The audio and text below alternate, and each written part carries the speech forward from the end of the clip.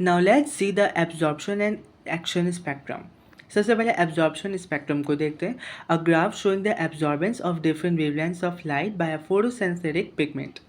Wavelength दी हुई nanometer में आपको एक्स एक्सिस पर। अब आपको ये देखना है कि हमारे पास कितनी वेवलेंथ्स पर या कौन कौन सी वेवलेंथ्स पर जो हमारे पास फोटोसेंसिटिक पिगमेंट है वो कितनी रेंज में लाइट को एब्जॉर्ब करते हैं। ठीक है, अब मैंने आपको यहाँ पे शो किया हुआ in the purple line you can just see this chlorophyll A that is called the primary pigment और you can also say at reaction centre.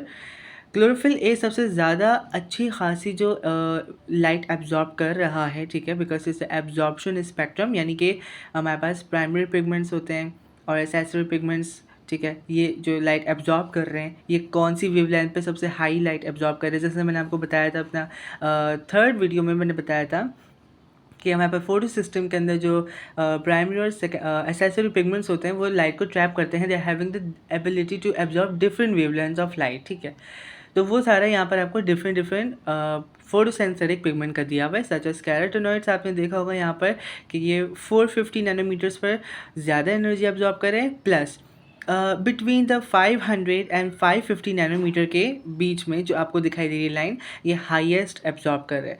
You can just से 520, 525 ओके एंड 530 नैनोमीटर्स तक ये बहुत अच्छी खासी जो है वो इस वेवलेंथ पर लाइट एब्जॉर्ब कर रहे हैं। You can just see chlorophyll B सबसे ज़्यादा 500 नैनोमीटर एंड अराउंड 610 और 620 नैनोमीटर पर बहुत अच्छी खासी लाइट को एब्जॉर्ब कर रहा है।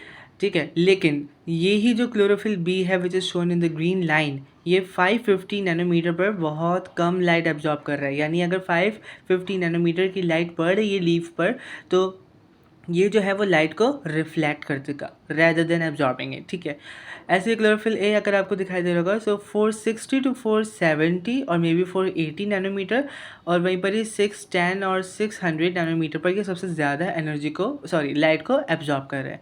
सो लाइट को एब्जॉर्ब करने का यहाँ पर जो आपको रेंजेस दी हुई ऑफ वेव लेंथ वो आपको ये सारा कुछ बता रहे हैं from the different photosynthetic pigment. ये सिंपल सिर्फ सीधा सा ग्राफ है जो कि एग्जाम में आपको गिवन भी होगा। आपको देख कर आइडेंटिफाई करना है कि यहाँ पर जो क्लोरोफिल ए है ये कौन सी पीक पर या कौन सी वेवलेंथ पे हाई एनर्जी या लाइट एनर्जी को एब्जॉर्ब कर रहा है।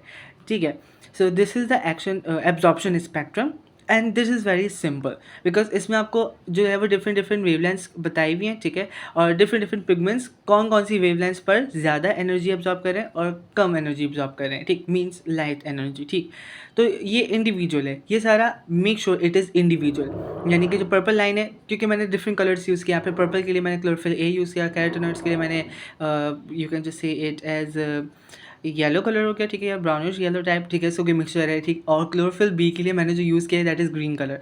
तो मैंने डिफरेंट डिफरेंट कलर्स शो किए हैं आपको ताकि आपको पता चल जाए कि यहाँ पे photosynthetic pigment different different high energy absorb करें। ठीक है, now let's talk about the action spectrum.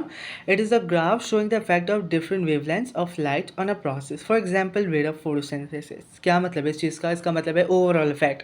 यानी अभी तुमने देखा chlorophyll A, chlorophyll B and carotenoids. In this case मैंने सिर्फ 3 आपको पिगमेंट्स दिखाए थे।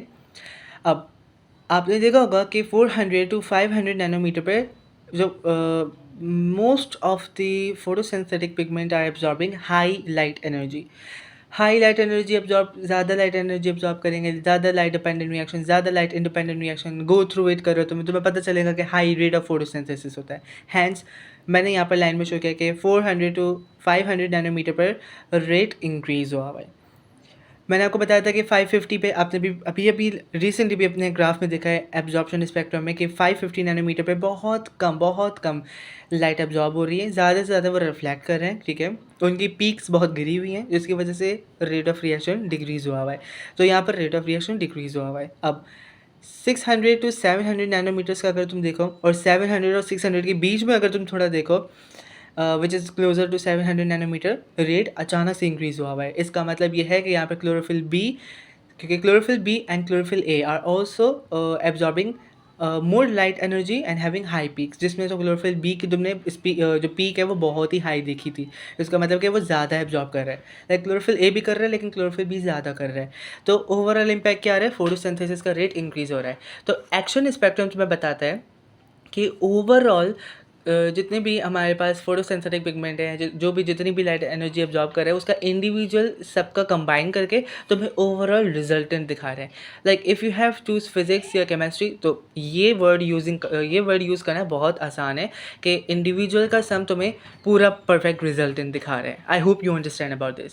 So that is the action spectrum, कि जो तुम्हें पूरा बता रहा है कि भाई 400 to 500 नैनोमीटर पर ज़्यादा एनर्जी एब्जॉर्ब हो रही है, और 550 नैनोमीटर पर सबसे कम मैंने आपको दिखाई है, क्योंकि वहाँ पर कोई पिगमेंट ऐसा है नहीं है कि जो कि ज़्यादा एनर्जी एब्जॉर्ब कर रहा हो, ज़्यादा रिफ्लेक्ट कर रहे हैं, तो उसकी वजह से फोटोसिंथेसिस का रेट भी डिक्रीज़ हुआ हुआ है.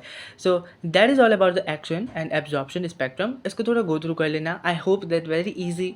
एक्शन स्पेक्ट्रम तुम्हें सबका कंबाइंड रिजल्टेंट दिखा रहा है कि भाई डिफरेंट वेवलेंथ जो है वो डिफरेंट फोटोसिंथेटिक पिगमेंट एब्जॉर्ब करके इतनी एनर्जी दिखा रहे हैं, और वो हमें कौन दिखा रहा है?